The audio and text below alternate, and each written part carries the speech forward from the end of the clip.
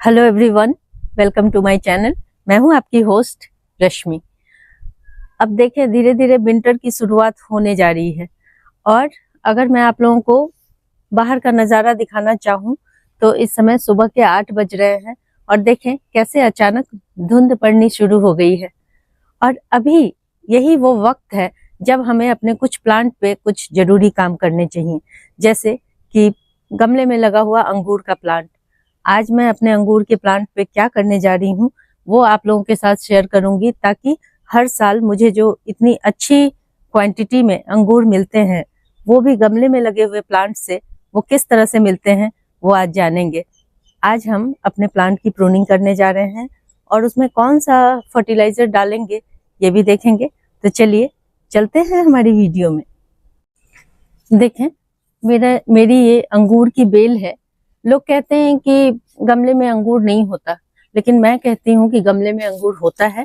और ये मेरा जो अंगूर का प्लांट है काफी पुराना है और लगातार जब मैंने इसे लगाया था उसके 2 साल के बाद से ये लगातार फ्रूटिंग करता जा रहा है।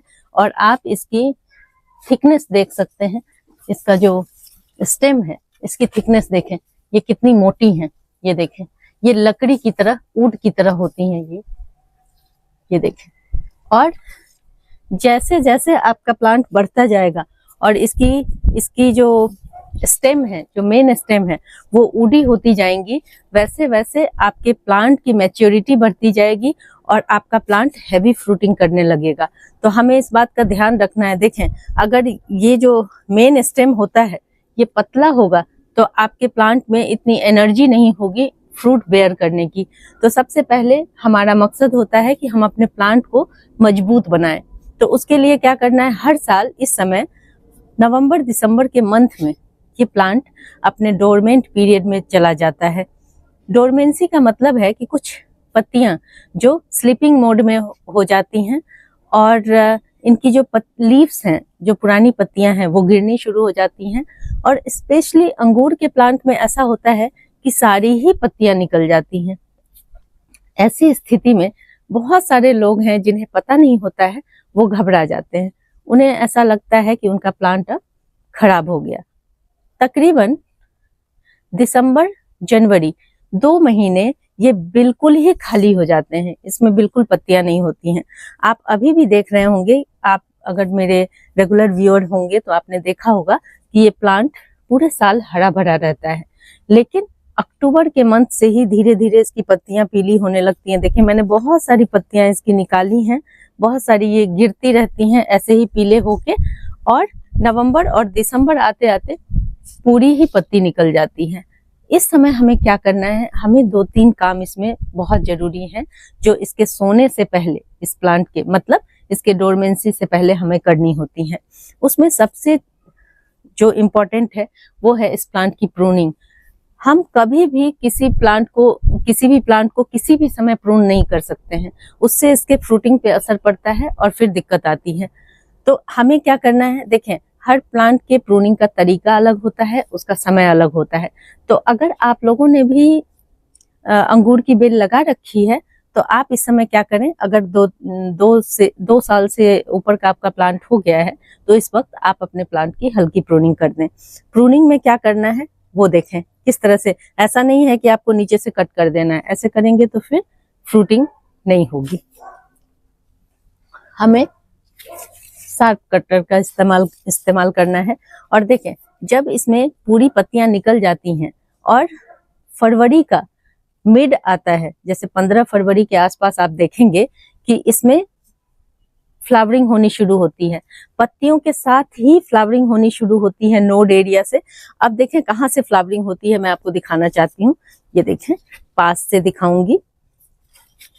आप देखेंगे कि ये देखें, ये जो स्टेम है इसके पास हर नोड के पास आपको एक आई दिखाई देगा।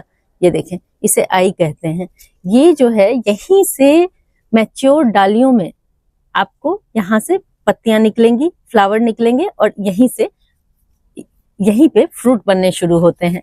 तो हमें क्या करना है, देखिए हमें अच्छी फ्रूटिंग लेनी है, तो उसके लिए जितने भी पतले स्टेम हैं इसमें उन्हें हमें कट कर देना है इस वक्त, ताकि हमारा जो मेन स्टेम हो वो मजबूत हो, उसमें एनर्जी भरी रहे, ताकि जैसे ही फरवरी का मंथ आए ये फूलों से लग जाए। तो अभी आप देखेंगे सबसे पहले हमें सिर्फ 1 या 2 मेन ब्रांच रखनी है। जैसे कि आप यहाँ पे देख सकते हैं, इसमें देखें, पास से दिखाती हूँ, इसमें मैंने ये 2 ब्रांचेस 1 और 2 यही मेन ब्रांचेस चलने दी हैं। नीचे से अगर बहुत सारे ब्रांचेस होंगे तो आपके प्लांट की एनर्जी इधर उधर डिवाइड हो जाएगी और फिर प्रॉपर ढंग से फ्रूटिंग नहीं होगी। तो हमें क्या करना है, देखें नीचे से आप नीचे जो एरिया देख रहे हैं ये, यहाँ भी हमें क्लीन कर लेना चाहिए। देखें, मैं इन सबको क्लीन कर दूंगी, स्पेशली नीचे वाला पार्ट को तो बिल्कुल ही क्लीन कर दूंगी ताकि इसमें हवा लगे। और एक और इम्पोर्टेंट चीज, आप जहां भी अपने प्लांट को रखे हुए हैं उसकी लोकेशन इस वक्त चेंज ना करें। देखें, मैं पहले इन सबको बिल्कुल नीचे वाले पोर्शन को बिल्कुल क्लीन कर दूंगी। ये देखें, हालांकि मुझे यहाँ पे बहुत दिक्कत आ रही है क्योंकि ये प्लांट मेरा अंदर की तरफ गया हुआ है। और ये देखें, मैंने कुछ ब्रांचेज मैंने बिल्कुल क्लीन कर दिए हैं।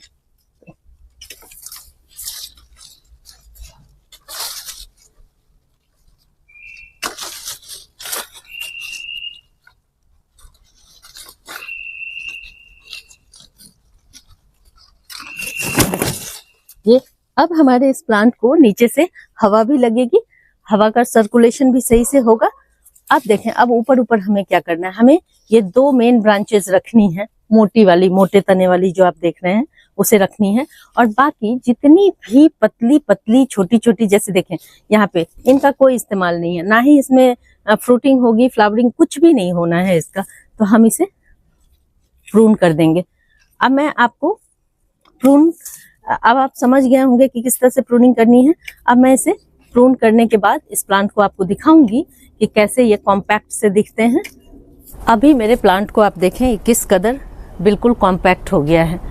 और यहाँ मैं दिखाना चाहूँगी, नीचे जितनी भी पतली पतली ब्रांचेस थी, सूखी टहनियाँ थी, वो सब मैंने कट कर दी हैं और अपने प्लांट को कुछ इस तरह का शेप दिया है। जबकि साल में आप देखेंगे तो ये प्लांट मेरा काफ़ी लंबा चौड़ा दिखता है, लेकिन इस समय आपको हर साल ये काम ज़रूर करना है। इसके बाद जो ज़रूरी काम आता है वो है फर्टिलाइज़ करना। अब इसके सोने का टाइम आ रहा है, तो इस समय अगर हम इसे सही खाद देंगे तो ये अपनी एनर्जी को इंटैक्ट रखेगा। विंटर में इसमें कोई विंटर को सरवाइव कर जाएगा, क्योंकि हमारे यहाँ टेम्परेचर बहुत नीचे चला जाता है। उस समय प्लांट को सरवाइव करने के लिए एनर्जी की ज़रूरत पड़ती है। तो अब देखें, अब हाँ, ज़रूरी बात यह है कि आपको किस तरह का फर्टिलाइज़र देना है। इस समय भूल करके भी नाइट्रोजन रिच फर्टिलाइज़र आपको नहीं देना है। अगर आपके पास कोई भी फर्टिलाइज़र ना हो, जैसे कि वर्मी कंपोस्ट, काउडंग कंपोस्ट, इन सब में नाइट्रोजन की मात्रा ज़्यादा होती है, तो जो भी आपके पास हो वो थोड़ी मात्रा में डाल दें। उसके बाद जो साइकिल आएगा, नेक्स्ट साइकिल, वो जनवरी के लास्ट में होगा, जब इसमें फ्लावरिंग आने वाली होगी। उससे तकरीबन 15 दिन पहले या 20 दिन पहले हम इसे अच्छी तरह फर्टिलाइज़ करेंगे। तो ये तो दूसरा चरण है जो मैं आप लोगों के साथ शेयर करूंगी। पहले अभी इस वक्त इस प्लांट को क्या चाहिए ये ज़्यादा इम्पॉर्टेंट है। तो देखें, सबसे अच्छा होता है किचन वेस्ट कंपोस्ट। यहाँ देखें, यहाँ मेरे पास खुद के घर का बनाया हुआ किचन वेस्ट कंपोस्ट है। आप इसमें देख सकते हैं अंडे के छिलके, सूखी हुई पत्तियाँ, और ये सब बिल्कुल फुल्ली डिकम्पोज्ड है। क्योंकि मैं इसमें मिट्टी डाल के बनाती हूँ, इसलिए ये कुछ इस तरह का आपको दिख रहा है। ये सबसे बेहतरीन खाद है क्योंकि इसमें नाइट्रोजन की मात्रा कम होती है और पोटेशियम और फास्फोरस बहुत अच्छी मात्रा में पाया जाता है।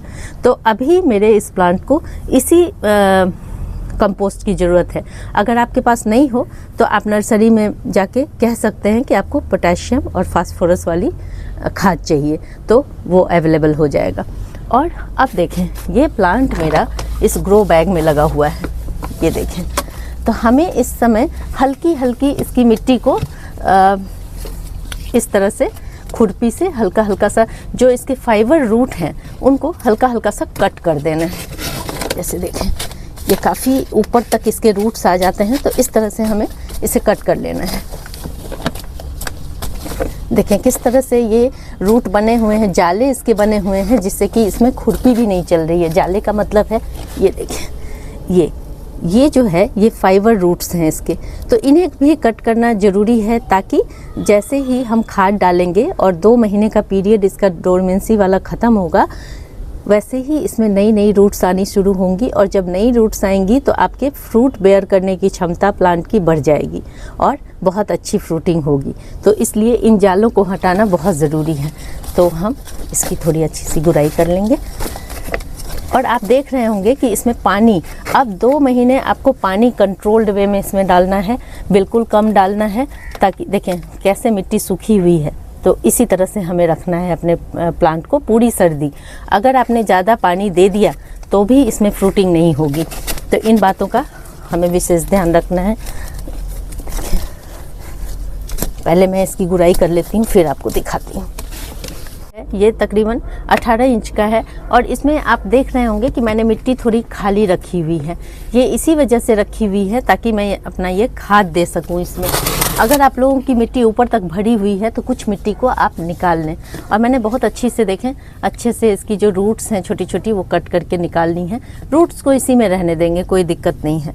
अब हम इसमें अपना ये किचन वेस्ट कंपोस्ट डालेंगे और अच्छी तरह से डालेंगे ताकि हमारा प्लांट पूरी तरह से मजबूत रहे।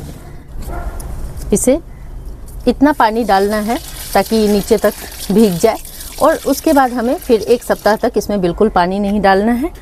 और जब दिसंबर का टाइम होगा तो आपको 10 दिन में 1 दिन इसमें पानी डालना है, क्योंकि सारी पत्तियां निकल जाती हैं। उस समय हमसे गलती होती है, ओवर वाटरिंग करते हैं और फिर नीचे से सड़न शुरू हो जाती है। तो आप इन बस 2 ही 3 बातों का ध्यान रखेंगे तो आप देखेंगे कि आप गमले में भी बहुत अच्छी फ्रूटिंग पा सकते हैं।